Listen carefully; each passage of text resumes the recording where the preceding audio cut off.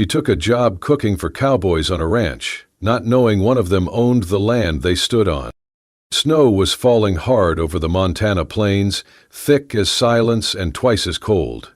December had sunk its claws deep into the land, frosting the brittle grass and clinging to the wooden beams of the Stone River Ranch like old sorrow. Wind screamed between the outbuildings, rattling loose shingles and stinging any skin foolish enough to show. May walked straight into it. Her coat was too thin, patched at the elbows, and her gloves were mismatched, one wool, one leather. But her spine held straight, and her eyes burned with a kind of fierce defiance that only women with nothing left to lose ever truly mastered. A satchel hung from her shoulder, and her boots left sharp prints across the frozen mud of the ranch yard. She stopped in front of the cookhouse, where a group of cowboys were gathered near the open fire, passing a flask and laughing low through chattering teeth. They looked up as she approached, the laughter fading one by one as they took in the sight of her. A woman, alone, asking for something in a place that gave nothing easily. A tall man stepped forward, older than the rest, with a graying beard and suspicion etched deep into his brow. His voice was gravel wrapped in whiskey. "This here's a workin' ranch, miss. Not a place for strays or stories." "I'm not a stray," May replied. Her voice was steady, low. "And I ain't here to tell stories." He looked her over. "We ain't got use for trouble, or liars, or girls who think they can sweet-talk their way out of the cold." May's jaw set.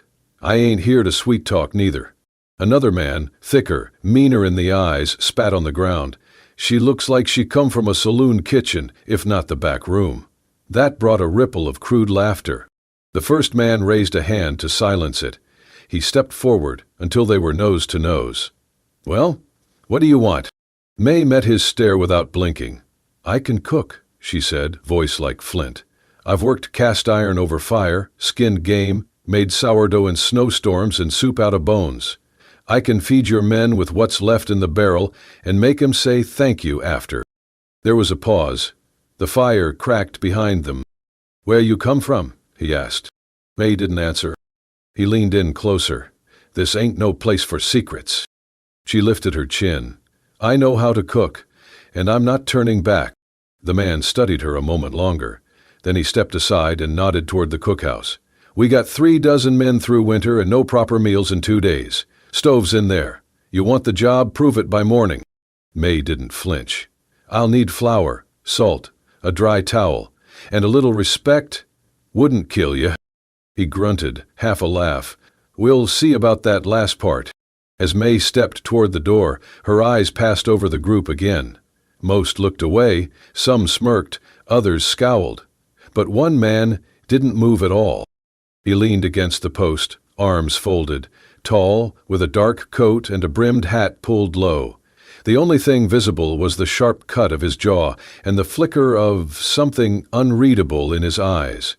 He didn't speak, didn't scoff like the others, just watched. May's gaze met his for a moment too long before she pushed open the cookhouse door. Inside it was dark, cold, and smelled of grease gone sour. Pots rusted on the sideboards, a few empty tins lay scattered like fallen soldiers. But the stove stood tall in the corner, and May felt something like stubborn hope stir in her chest. She hung her satchel on the hook, rolled up her sleeves, and began. Outside, the man in the dark coat, Caleb, kept his arms crossed. He had known her face before she spoke, had seen her once in Billings years ago when she worked behind the kitchen doors of Rose Bell, that painted-up place, where decent men whispered lies and left their honor outside. She had been dragged into the room one night, accused of stealing a drink, or maybe just standing too tall. A man twice her size had grabbed her by the wrist. She had not screamed, she had not cried, she had just stood there, spine like iron, eyes full of fire, daring them to strike her down if they meant to. He had watched from the shadows then, done nothing, and now she was here, snow in her hair and defiance in every step. He said nothing, just turned back toward the bunkhouse, the firelight flickering behind him. A storm was coming, outside and in, and it had her name. May rose before the moon had fled the sky. The cold bit into her bones as she pulled on her boots and coat, the same threadbare ones she had arrived in. Snow had drifted against the cookhouse door overnight, and it took her shoulder and a hard push to open it. Inside, the air was colder than outside until she got the stove going. She chipped ice from the water barrel, fed the fire with pine kindling, and waited until the heat began to chase the breath fog from the air. Her fingers stung, her back ached, but she moved like a woman who had lived through worse and planned to keep living. 15 cowboys meant 15 mouths. She mixed the flour into stiff dough, sliced thick strips of salted pork, and fried them slow over cast iron. The biscuits were hard-edged but hot. She served them with coffee strong enough to wake the dead. At first, the men muttered. One asked where the real cook was. Another laughed too loud and said she must have poisoned the beans. By the third morning, they came early to the benches. They scraped their plates clean and passed the coffee pot like it was treasure. No one praised her out loud, but they ate every crumb. May worked quietly, efficiently. She cleaned the pans herself, scrubbed the table, and even swept the ash from the corners of the cookhouse when no one asked her to. Caleb was always there before the others. He never said much. Just stepped into the cookhouse around the same hour each morning, lifted the logs into the firebox without being asked, and left without ceremony. She'd nod in thanks. He'd tip his hat, barely. He avoided her eyes. May noticed. He spoke with the others, sat with them at meals, but with her there was a silence, not the kind that spoke of judgment, but of distance, like he was holding something behind his eyes and didn't trust it to stay buried if she looked too long. And yet, he was the only one who carried an extra bucket of water without being told, the only one who left a new bar of soap by the wash basin when hers wore down, the only one who straightened the step when it iced over, after he saw her slip once near the woodpile. It was a strange kindness, wordless, but steady. One evening, May was hauling a bucket of melted snow across the frozen yard when her boot caught on a slick patch of ice. She slipped hard, the bucket flying from her grip, water splashing across the white ground. The breath knocked out of her chest, pain spiking up her wrist as she hit the ground. She hissed, biting her lip to keep from crying out. Before she could sit up, arms wrapped around her shoulders. Caleb. He had crossed the yard in seconds, faster than she thought a man could move. "You all right?" he asked, voice low. May blinked. His face was close, framed by the dark brim of his hat. His hands were warm through his gloves, holding her steady. She nodded once, breathing shallow. "I'm fine." He helped her stand, one hand braced on her elbow, the other supporting her back. When she was upright, he let go immediately and took a step back, like he had crossed some invisible line and was trying to return before it cost too much. May looked at him. He looked away. "Thank you," she said, voice quiet. He only nodded and turned back toward the barn without another word. That night, as she sat near the stove, cleaning her scraped palm, she thought about the way he had looked at her, like she was someone he recognized but could not name aloud. He had the air of a man keeping his distance, not out of disdain, but fear, or maybe guilt.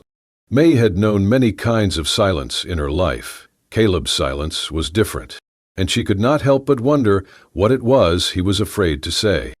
It started with a whisper. Red Callahan, a brash young cowboy with a sharp tongue and a thirst for trouble, had ridden into town 3 days prior for supplies. When he came back, his saddlebags were heavy with flour and beans, but his mouth was heavier still. He waited until supper, when the fire crackled and the men had full bellies, before he leaned back on his elbows and said it like a joke, but with poison on the edges. "I seen her before," he said, nodding toward the cookhouse where May worked alone. "Back in Billings, at the Rose Bell." The name settled over the camp like ash. Everyone knew the Rose Bell, a brothel that posed as a saloon sitting just off Main, with velvet curtains, cheap whiskey, and girls who smiled whether they wanted to or not. Red smiled wide, his teeth yellowed. She wore an apron then, too, always smelled of sage and smoke. She was the cook, sure, but you know how them girls get pulled upstairs once the whiskey runs low. The men chuckled, some uncomfortably, others with that cruel ease born of boredom and bitter winters. No one questioned Red, not really. They just let the words take root. May didn't hear it that night, but she felt it the next morning. The Cowboys filed into breakfast slower than usual. They didn't meet her eyes. The usual clatter of metal and voices was muted. One man coughed, muttered something under his breath. Another set his plate down near the door, not at the table. They were polite, but they were no longer kind. And May knew. She knew that look, the sideways glances, the lowered voices, the way good men became strangers once they thought they knew a piece of your past. He did not say a word. She stirred the beans, sliced the bacon, served the coffee. Her hands worked the same rhythm, but her shoulders had stiffened. The smile she sometimes wore, thin but real, was gone. Her eyes stayed low. At noon, no one sat beside her near the fire. At dusk, no one asked if she needed help with the water buckets. And yet, she said nothing. Because what could she say? She had worked at Rosebell. She had cooked meals, not sold herself. But that distinction rarely mattered to the kind of men who looked at women like her and only saw one thing.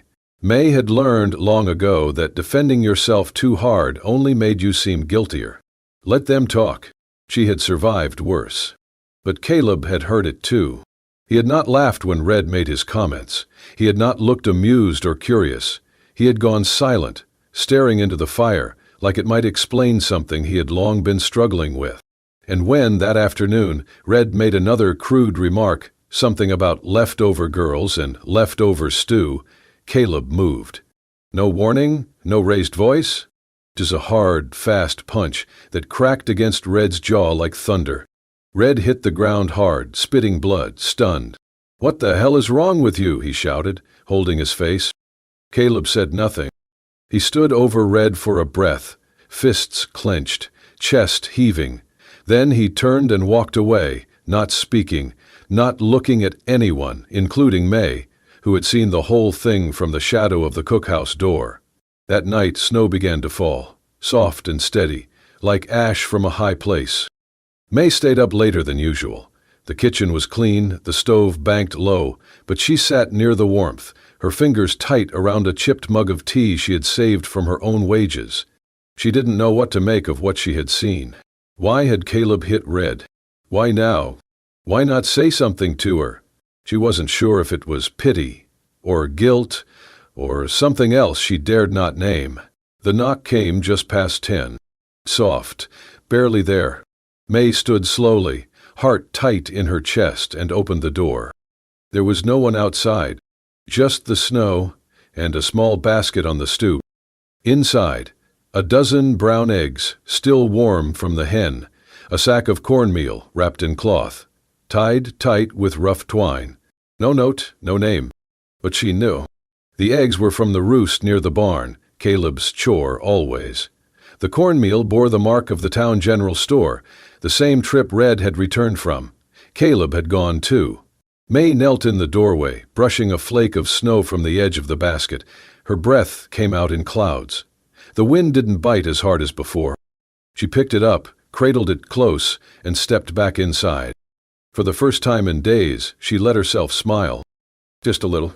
She didn't understand him, not yet. But maybe she didn't have to. Not tonight.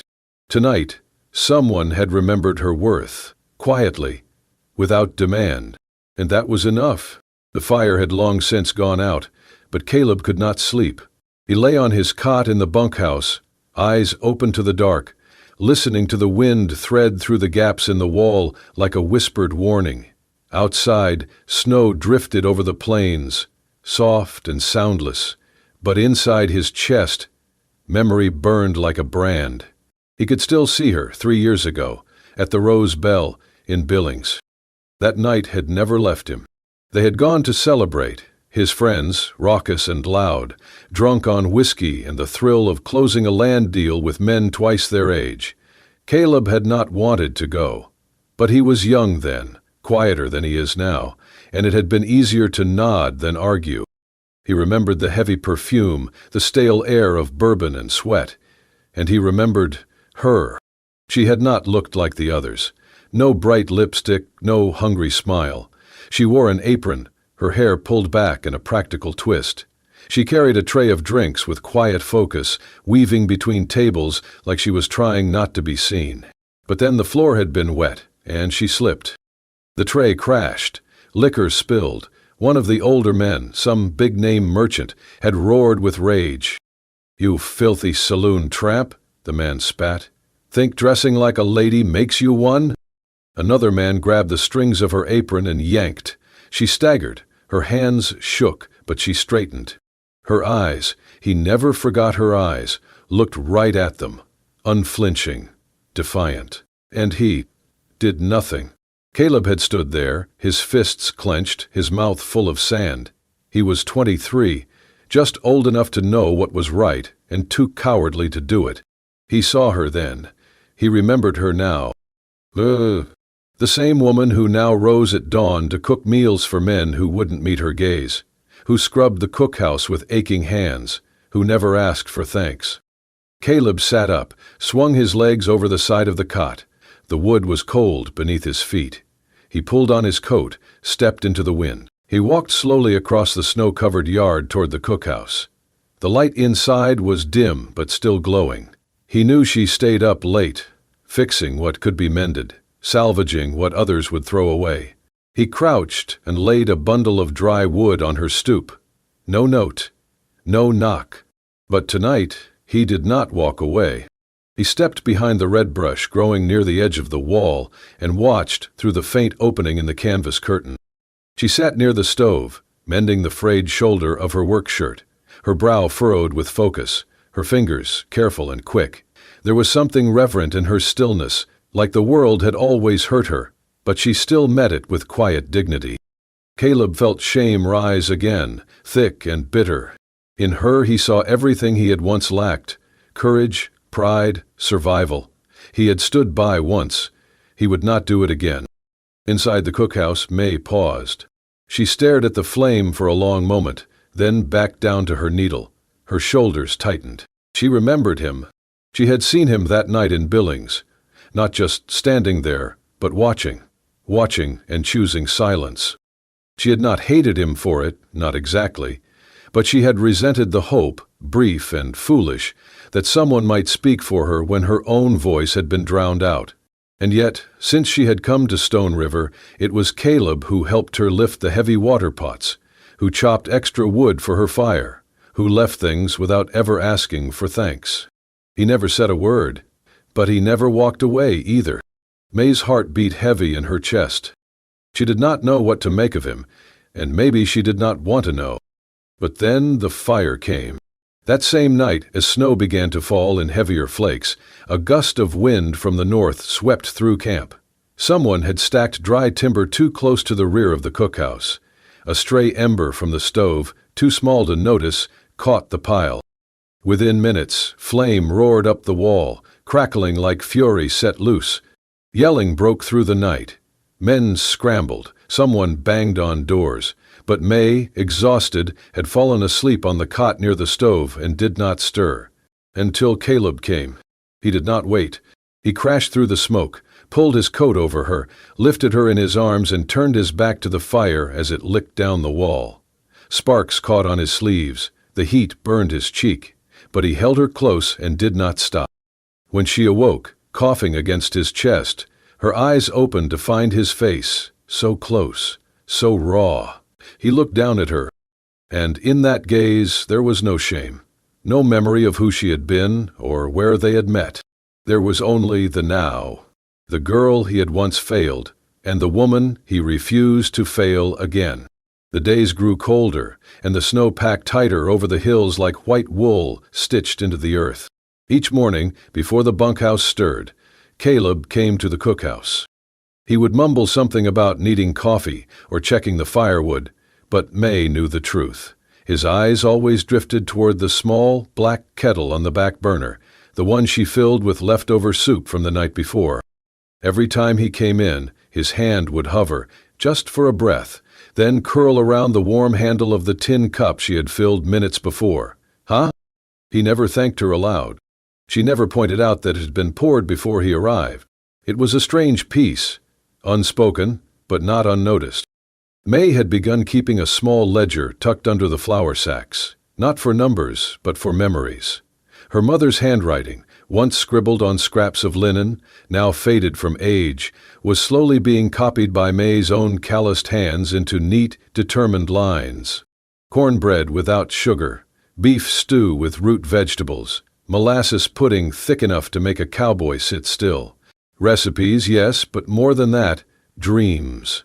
One day, perhaps, a little place of her own, a kitchen without stairs, a sign that said, "Welcome," and meant it. She was stirring a pot of onion broth when Caleb stepped in again, snow dusting his shoulders. "Coffee's hot," she said, not looking up. He nodded, moved toward the counter and picked up the tin cup already waiting. Steam curled from the rim. He sipped, quietly. After a moment, she asked without turning, "What did you used to think I was?" He paused, then, slowly, set the cup down. "I thought you were strong," he said. "Even when I first saw you, at the bell. You didn't flinch." She stopped stirring. He added, quieter, "But I also thought I was afraid." "Of me?" she asked. "Of myself?" he said. "Afraid of what it said about me, that I stood there and watched, afraid I was no better than the men who laughed." The silence that followed was not cruel.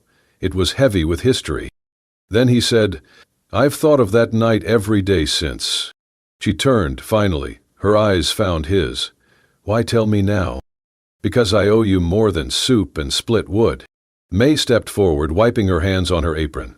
"Is this what you do, carry guilt and hope it turns into redemption?" Caleb winced.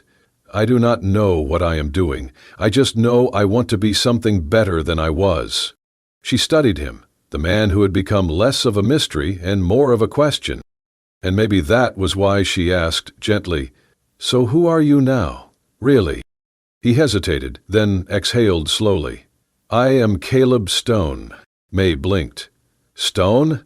As in Stone River Ranch?" He nodded. "My father owns it. I was raised here, but I left after the war. Came back last spring and asked him not to tell the men who I was. I wanted to work, not be handed something I didn't earn." May's face went still. "So all this time," she said, voice low, "you've been watching from behind a mask." "No," he said, stepping closer. "I've been trying to earn your truth with mine." She shook her head, backing away. "You men, you all wear faces, pretend to be better than the last, but you're still watching, still deciding what a woman is worth based on her past." "Not you," Caleb said. Her breath hitched. "Then why lie?" "I didn't lie," he said softly. "I just didn't lead with a name that never fed a horse or built a fire." She looked away. Outside, the snow had stopped, but the cold pressed closer. May turned back to the stove, stirred the soup again. Caleb waited. Finally, she ladled some into a bowl and set it on the table. "It's hotter than before," she said, "but it cools fast." He sat, slowly, took the spoon in hand, and with a gentleness she hadn't expected, he said, "So do most things worth waiting for." May said nothing, but she did not leave the room, and she did not turn away. The dawn was a pale smear across the snow, barely breaking the long shadow of the ridge, when May packed her things into a canvas satchel. Her hands moved in practiced silence, folding her one spare apron, tying a scarf around her hair, tucking the leather-bound cookbook beneath her arm. She left the fire untended, the coals cold from the night before. Her boots crunched softly as she crossed the frozen yard. The bunkhouse was still quiet. Even the horses had not begun their restless stamping, just wind whispering, like regret. May paused by the cookhouse door, her gaze sweeping the porch where Caleb sometimes stood before sunrise, pretending to sip coffee. There was no sign of him. She let out a breath. Her heart didn't ache. It burned, like something was being torn from bone. Inside, the shelves still held her jars of pickled onions, her spices wrapped in waxed paper, a loaf of bread cooling too slowly to matter. But it was not hers. It never had been. This had always been someone else's ranch, someone else's fire. She left her key, just a bent nail on a string, hooked beside the stove, and she walked out. Caleb did not sleep that night. Snow had started falling again, dry and restless, flitting in thin flurries that caught in his hair and melted down the collar of his coat. He stood outside the dark cookhouse for hours, watching the smokeless chimney, the still windows. He had said nothing when she left, not because he did not want to stop her, but because he knew how many men had tried to trap her in soft words. He would not be another. Instead, he stayed up, hollowed by silence, thinking of everything he should have said and never did. The fire in his chest was not just guilt. It was the ache of a man who had come too late, with too little. When the snow thickened, he turned inside, sat at the narrow table May had scrubbed clean every morning, and reached for the old book she always kept near the flour sacks. Her mother's recipes, her dream. He hesitated, then tore a page from the back, a blank one, and began to write. The letter was short, but it cost him more than anything he had spoken aloud. If I were someone else, if time could be rewound like a reel of thread, I would be the man who knelt to wipe that floor for you, not the man who watched and turned away. You stood taller than I ever have. You still do. I do not ask you to forgive me, only to know this. When you stepped into my fire, it was the first time I felt warm. Caleb. He folded the letter carefully, slid it inside the front cover of her cookbook, and left it on the edge of the kitchen table, where she would not miss it if she ever came back. But he did not expect her to. Not after everything. May found the letter on the third night. She had made it only as far as the boarding house in town, her savings enough for 1 week's cot and cold tea. The cookbook had been tucked into her bag, unread, unopened, until now. She had been trying to rewrite a new soup on the last page when she felt the thin edge of paper slide free. She unfolded the letter slowly, read it twice, then pressed it to her chest and closed her eyes. Outside, the snow howled against the thin window panes. Wind screamed like a storm without end. But inside her, something softened. Not the pain, that would take time, but the belief that maybe, just maybe, not every man was too late. Some just needed a fire they could not ignore. The sun spilled gold over the Montana plains, soft and slow, warming the wood beams of a small building nestled beside the old trail, once used by cattle drives, now leading to something gentler. A carved sign swayed above the door in the breeze. May's table. The front porch was wide, with benches where old cowboys smoked their pipes and kids giggled over biscuits with jam. Inside, the air always smelled like cinnamon and smoked pork, and the walls held shelves of books and jars of preserves. The long wooden counter held a fresh pie every morning, and behind it, always, was May. Her hands were firm, her laughter easy now. She no longer flinched at raised voices or loud boots. She wore her apron with pride and kept a painted tin by the window, labeled Dreams, where she taught local girls to save what little they had for something that mattered. Outside, Caleb dug in the herb garden, his sleeves rolled up, hands thick with soil. He spoke to the basil like an old friend and trimmed the tomatoes with the care of a man who knew what it meant to start over. He still did not speak much, but when he looked at May, it was without shame or shadow. Every Saturday, children from the village gathered by the back door. May taught them how to knead dough, how to tell when the oil was too hot, how to laugh when flour landed in your hair. She told stories while she stirred the stew and never once mentioned the past, unless someone asked. Sometimes travelers would stop in. A stranger, catching wind of the place, would lean across the counter and ask, "Ma'am, you sure do cook like you've been doing this forever. Where'd you learn?" May would wipe her hands on her apron, glance at Caleb as he sliced onions behind her, and smile. "I used to cook for drunks who never knew my name," she'd say, "but now, I cook for a man who looks me in the eye." And that was enough. No one asked again. The day of their wedding was small. The meadow was quiet, lit by late spring sun, wildflowers nodding in the breeze. May wore a dress she had sewn herself, nothing fancy, just cream linen and a blue ribbon Caleb had found washed up in an old drawer. He wore his best shirt and his quiet smile. They stood beneath a crooked oak, with 2 witnesses and a preacher who barely cleared his throat. But the Wong moment lingered longer than any sermon. At the end, Caleb reached into his coat pocket and pulled out a handkerchief. Not lace, not silk, just soft cotton, embroidered with one word in faded red thread. Forgiven. He tied it gently around May's wrist, like a vow that needed no voice. She looked up at him, her eyes bright with something that had nothing to do with tears. "Thank you," she whispered. He shook his head. "No," he said. "Thank you for staying when I gave you every reason not to." They turned together toward the trail, hand in hand, sunlight catching the embroidery on her wrist. They had no need to run anymore. They had built something that could not be burned, not by fire, not by shame, not even by memory. And that was the beginning of everything. Thank you for joining us on this journey, through the smoke of old kitchens, the silence of regret, and the quiet grace of redemption. May and Caleb's story reminds us that the past does not define who we are, but what we choose to become, that love, real love, does not ask for perfection, only truth, and the courage to stand beside it. If this story moved you, there are more waiting in the wild. Subscribe to Wild West Love Stories for unforgettable tales of grit, passion, and second chances, set in a land where the wind speaks of old scars, and every heart has a frontier. Hit that subscribe button, ring the bell, and ride with us, where love ain't always pretty, but it's always worth it.